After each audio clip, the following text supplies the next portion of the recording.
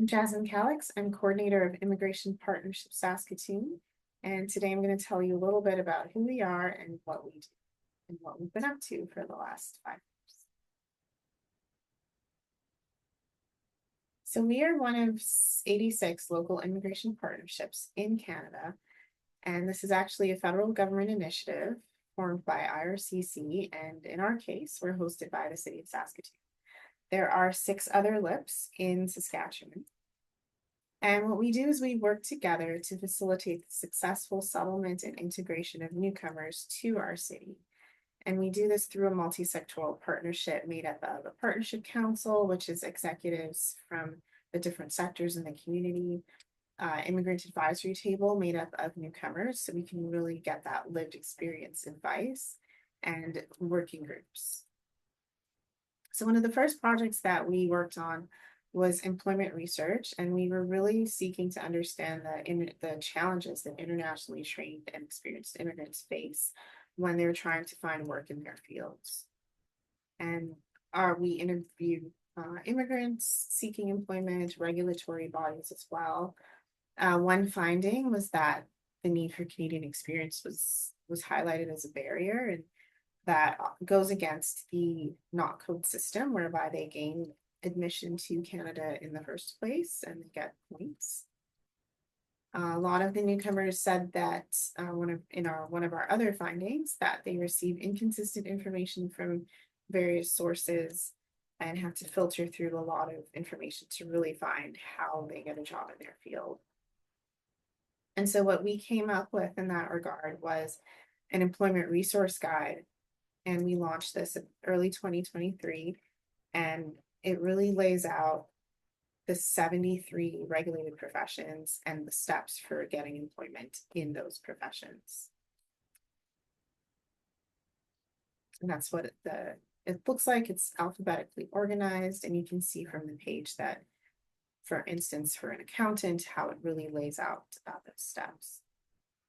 In regards to the Canadian experience piece, we took on a legislative angle in terms of that finding. And what we found at the time, there were a couple of bills out of Ontario where they stated that the term Canadian experience can no longer be used in the regulated professions because it was determined to be discriminatory. And so then what we did is we looked here at some bills that were in process in Saskatchewan, Bill 81 and Bill C-286 federally, where there were some measures in there to really speed up the process for recognizing these international credentials. But what we noticed was that the term, that line, Canadian experience is not a requirement, was not there. And so we've been having conversations with our ministers, our MLA and MP, and to really see if that line can be added in Saskatchewan as well. So one of our other initiatives the last 2 years was Welcoming Week. And these are 10 days in September. It's actually Welcoming Week is celebrated internationally. And it's an opportunity for immigrants to connect with residents and with Canadians and really celebrate the diversity, inclusion, and belonging in Saskatoon. And so we endeavored to have events that really catered to different groups of people, different types, different families, kids, things in the evening, things in the afternoon, things like cultural mosaics, a safety fair where you can really learn about police and SGI and the military. Also some exercise really geared towards folks who like Tai Chi and yoga, even some sound bowls. We had some sound bowls this year. We also were catering to our seniors as well, senior engagement, and having some exercises for them and learning about fraud. And we did a citizenship ceremony and also a show with immigrant artists and really giving them the opportunity to show their work and to the public. And then we finished off with a skate and donate event on our final weekend, and the Hilltops Kinsman Family Game Day. A third project that we worked on was welcoming spaces research. And here we were really looking to understand the challenges that around accessibility and affordability that ethnocultural community groups or ECOs face when booking spaces in Saskatoon for events. And so there's a report that we published on this. And there were some short-term recommendations, which really looked at having like an interactive map, an online platform where there's details on all what spaces are available in our city, and establishing a free multi-purpose space for these ethnocultural organizations.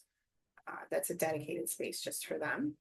Some of the long-term recommendations were establishing policies and strategic plans in partnership with these ECOs. And you can see there were quite a few findings from our research that's available on our website, and it's downloadable. And then within the city of Saskatoon, within the corporation, I met with some of the senior managers in recreation and community development, and some of the recommendations that they're working on is translating contracts into some of the main languages spoken in Saskatoon, and looking at a plain language guide or a checklist to really help break down some of the barriers when reading some of the technical language and the jargon and so forth. We've also worked on a settlement guide that lays out everything that settlement agencies offer, and so we have print copies of this as well as it's available on our website as well. And you can find us in the community at different times of year where we have these things like our settlement guide and our employment resource guide available, and different items and swag and so forth. And so we're at World Refugee Day. Last year we were at Children's Day. At the end of Welcoming Week, we do an appreciation for all our volunteers.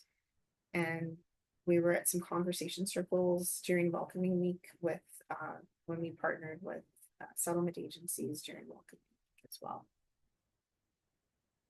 And that's where you can find me, and that's our website if you have any questions. Thank you very much.